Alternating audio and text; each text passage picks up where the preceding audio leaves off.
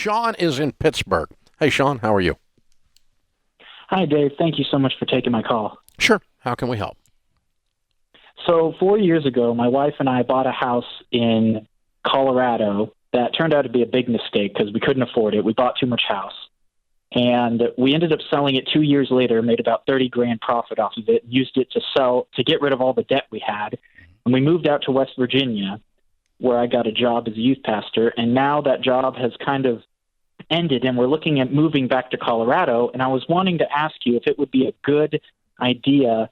Our plan here, we're thinking about moving in with my parents that live right next to where we work in Colorado remotely right now. We're thinking about moving in with my parents and living there rent-free to save up a bunch of money for a little while, and then buying a lot of land and then using that land as collateral to get a loan to build a house instead of buy one outright.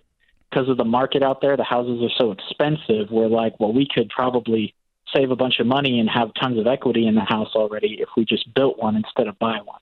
So, Sean, let me ask you a couple of questions before Dave jumps in here.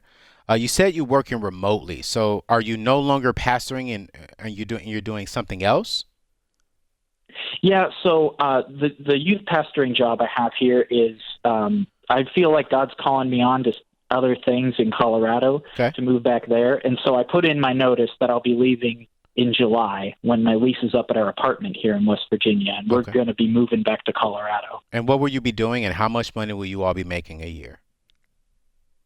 So I will be pursuing a new job to make more income. But right now, what we will be making, my wife and I together, will be about 60 to 65 a year. Okay, cool. So here's my answer real quick before we go to our commercial break. No, I don't want you to go back in with your parents. And I don't even want you to get a piece of land. Right now, you need to go ahead and just get a solid foundation. I would go rent an apartment and then follow the baby steps from there, because it sounds like you don't have 3 months in your emergency fund already, correct? Yeah. Yeah, so get an apartment, live below your means, and go in ahead, because you said you paid off all your debt. Get your 3 to 6 months set aside. Then you and your wife can start looking at land down the road.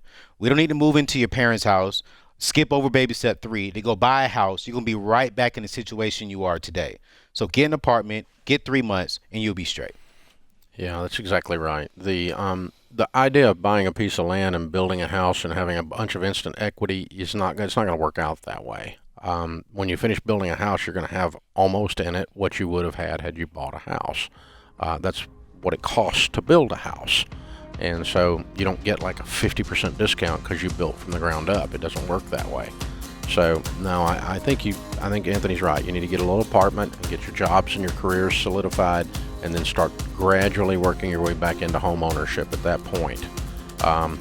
That's going to be your best bet.